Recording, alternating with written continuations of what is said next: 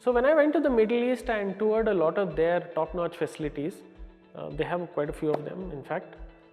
After that I learned a lot of the other aspects of detailing, like how the center needs to be designed, what are the design aspects, how the format should be, the lighting, the flooring, the color scheme. So I learned a lot of the other part of it.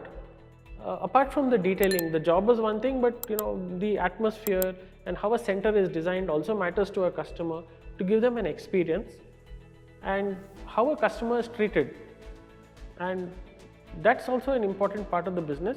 So I learned a lot of it from there. The softer aspects, I would say, along with the technical aspects, also plays a role.